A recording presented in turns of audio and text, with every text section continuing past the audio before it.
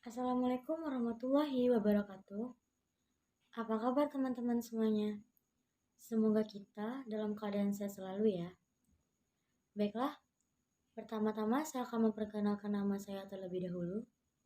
Perkenalkan, nama saya Mita Febriani. NIM saya 1905 Saya berasal dari kelas 2019B. Di sini saya akan menceritakan sebuah dongeng yang berjudul Dua Beradik Ngemalang.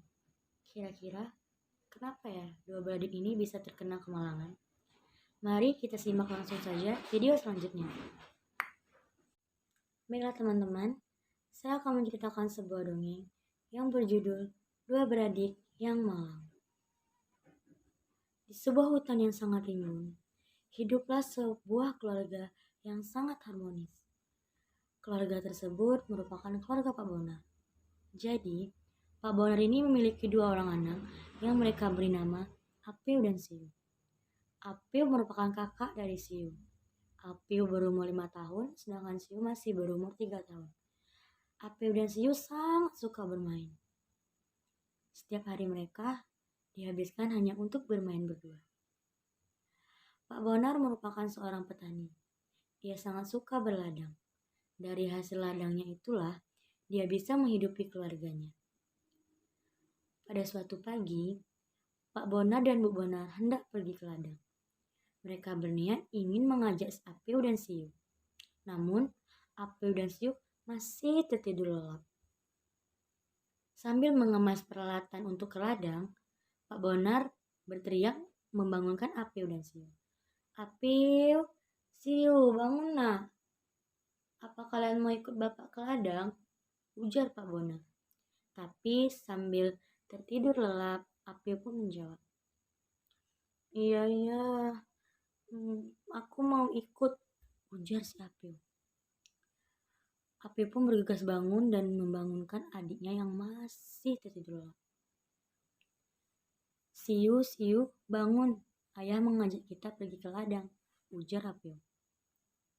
Dengan mata yang masih tertutup, Siu pun jawab, iya kak, aku mau ikut, kata Siu sambil merenggangkan seluruh badannya. Mereka pun bergegas mandi dan bersiap-siap untuk ke ladang. Saat di perjalanan ke ladang, Apiu dan Siu sangat senang. Mereka berlari-lari sambil bernyanyi. Pak Bonar yang melihat tingkah laku mereka pun ikut senang melihatnya. Tidak lama kemudian, mereka pun sampai ke ladang. Semakin girang nih Apiu dan Siu karena telah sampai ke ladang. Di ladang, mereka banyak menanam sayuran. Mereka bermain sambil menanam sayuran.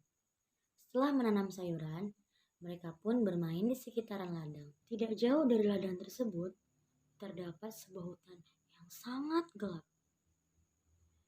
Mereka hendak masuk ke sana, namun mereka bertanya dahulu kepada ayah dan ibu mereka. Ayah, apakah kami boleh main ke sana? Ujar Siu.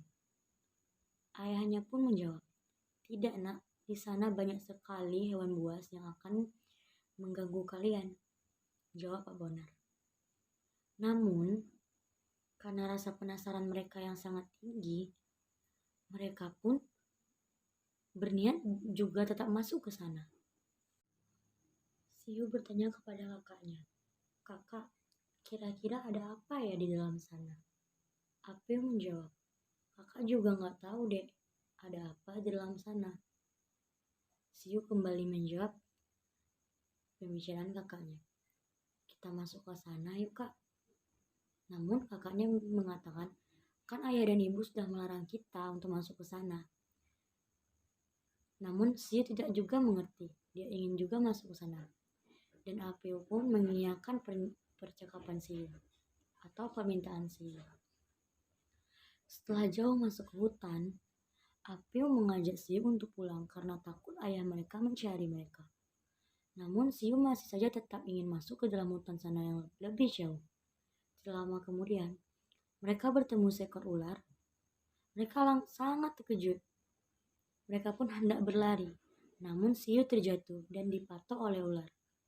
Siu pun berteriak, "Au, sakit kak, kakiku sakit kak," ujar Siu sambil menangis. April melihat Siu terpatok ular pun semakin takut. Ia pun berteriak memanggil ayahnya. "Ayah, ayah!" teriak April sambil menangis dan ketakutan. Pak Bonar dan Bu Bonar yang sedang istirahat terkejut mendengar suara teriakan April dari hutan. Mereka pun bergegas pergi ke hutan dan melihat apa yang sedang terjadi. Alangkah terkejutnya mereka melihat Siu yang sudah terpatok ular kakinya. Pak Bonar pun bergegas mencari pertolongan. Dan syukur alhamdulillah, Siu pun tertolong. April sangat menyesal karena telah melanggar larangan ayah dan ibunya. Dan ia pun menyesal telah mengiyakan permintaan adiknya untuk masuk ke hutan. Ia pun berjanji tidak akan pernah mengingkari larangan ayahnya. Ia meminta maaf kepada Pak Bonar dan Bu Bonar atas kesalahan yang telah dia perbuat. Dia pun berjanji tidak akan mengulanginya lagi. Dari kisah ini kita mendapat kesimpulan bahwa apapun yang dilarang oleh orang tua kita harus menurut. Tidak boleh membantah. Sebab apa yang orang tua katakan benar adanya. Hanya itu yang dapat saya sampaikan dan dapat saya ceritakan. Terlebih terkurang saya mohon maaf. Saya sudahi dengan wabillahi taufiq wal hidayah. Wassalamualaikum warahmatullahi wabarakatuh.